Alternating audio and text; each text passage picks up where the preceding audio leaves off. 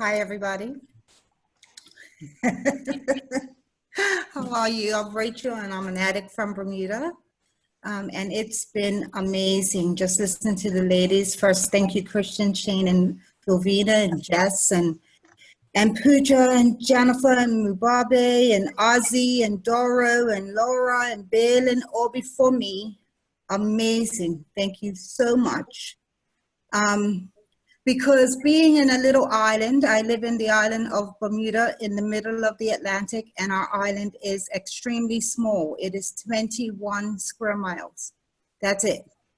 And so I listen to you women in large countries and your struggles, and ours is kind of inverted, where my clean date is July 4th, 1998. And when I got clean in Bermuda, we had 4 NA meetings a week. And I did both fellowships until we had 7 meetings a week. And I've never had an NA sponsor in my island. I've always had a long distance sponsor. I met my first NA sponsor when I was 5 years clean at World in San Diego. And my life flourished from that point. Before then, I had an AA sponsor, and I did it the AA way. But, you know, from 5 years clean, I had an NA sponsor. And my challenges were when I first came to NA, we're always 80-20, 80% men, 20% women. At present, we may have actively in the fellowship 12 to 15 women, if that. When I got here, the women that were getting clean then left, got lives, and did not come back to NA. And then behind me were women, and a lot of people keep relapsing. And one of the reasons is because we're so small. And I've listened to all the women share, but one of the things I didn't hear about was that one of our major challenges is that the women that get clean used with the man they find in the rooms. So that was who they got high with. That was their Johns. That was their drug dealers. That was so coming into the rooms, having been with not 1 or 2 of them, but 5 or 6.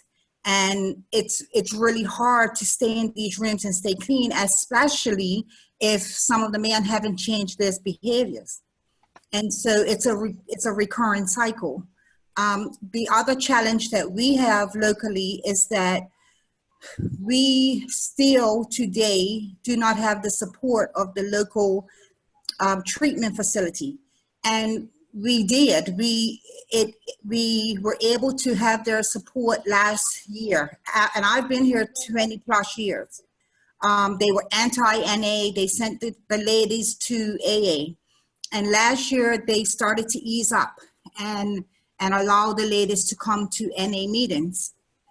And unfortunately, one of the young ladies was coming to meetings. She was with child, and she was coming to meetings, and when she had the baby tested drug positive, and which disclosed that when she was coming to meetings, she wasn't staying at the meeting, she was going to get high, because that was the only time she was leaving the facility. And so that has set us back tremendously, because now it's no women can come out to NA. Like, we had this window of help, you know, of that they would start to believe in us. Last year, we had our first ever public relations symposium, which Vilvina helped us sort out and sent us the format. And we had a overwhelming response of Bermudian entities that came out and facilities to learn more about NA. And unfortunately, that situation that happened with the young lady happened after that. And so we're kind of backwards again. Just a little bit about my recovery. As I said, the women left. I came to NA. I was homeless and pregnant, living in Salvation Army shelter. And I knew this was the last stop. And so getting clean without women on a consistent basis was very hard for me. And so I'm listening to all of you. And what happened for me was when I was 6 years clean, I can't even tell you where I saw it, but I saw the convention flyer for Circle of Sisters. Narcotics Anonymous World Women's Traveling Convention. And at the time, it was in Chicago, Illinois. And I was excited. I rallied up the girls. I said, it was about 7 of us. That was it. That was our whole women's fellowship. I said, come on, let's go to this women's convention. And we went. And it was a blizzard in Chicago, nothing like what we're used to, but we were surrounded with women in NA. I had never seen anything like it. And I was just in love with being surrounded with women. And that was, and so while we were there in Chicago, they have every women's convention, they have a bid meeting because the convention moves. And you can bid to bring the convention to your area. So Dora, you can come to Circle of Sisters and we'll bring the women to Germany. Pooja, come and we'll bring the women to India. I mean, seriously, because they brought the women to Bermuda.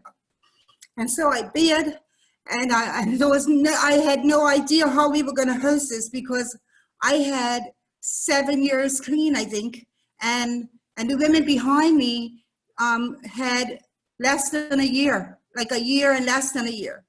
Well, guess what? They awarded us that bid, and I came back to Bermuda, and that's one of the most challenging things I did in my recovery was chair that convention. But it was the most rewarding because I watched these women come together to have this convention.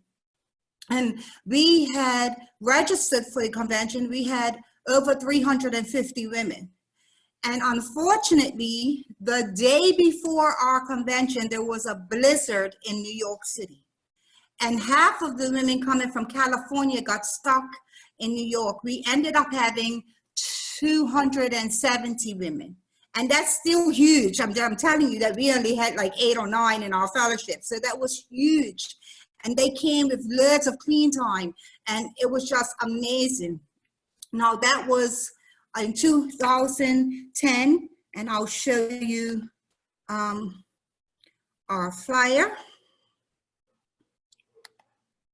This was our convention flyer. It was held at our Fairmont Southampton Resort. And our theme was Hopes Becomes Realities, help open people's eyes, sisters.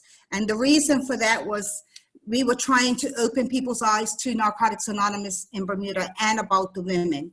And it was an amazing experience. And from then to now, I've attended every single Circle of Sisters because what happens when you chair a Circle of Sisters, in the guidelines, you then become an advisory board committee member, which means that you help other women's other women's areas bring Circle of Sisters to their area. And you become a liaison with these areas. And so what happened when we hosted Circle of Sisters, we didn't do it as a committee by ourselves. We had a whole host of women that had hosted women's conventions before as our liaisons, and they helped us. And so I would encourage you all to go to the website if you can travel when it happens next year. If the restrictions have changed, I would encourage you to do so because you get a host of women. We just were in Detroit in February, and I think we had over 3,000 women. And in New Orleans the year before, we had over 5,000. So it's amazing. It's really amazing. And I'm listening to you women. I wish I had, if you could send me your flyers, I will definitely support. So we're back to still our little bit of women, but what is happening now, I think I was listening to Doro, I think, or Ozzy, Doro, talk about doing the hybrid meeting. Last year, I went to the Service Symposium in Florida to our region, and they spoke of hybrid meetings. And because we're so small, I was like, okay, but can we do this with our home group? Can we do a hybrid? And they said, yes, you can do that. And so we launched a Facebook page, and we took our women's meeting that meets on Thursdays hybrid. And we opened it up on Facebook so that it was a private Facebook group, and we would go live to the women on our Facebook group. Our Facebook group is Sisters of Serenity, Bermuda Narcotics Anonymous Ladies Meeting.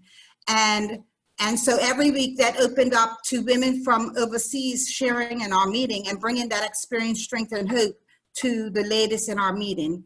And so once COVID hit and Zoom was going wild, we decided to take it to Zoom.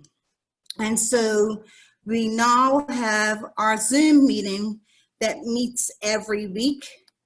And this is the flyer for that. Please take the ID down. We meet every week.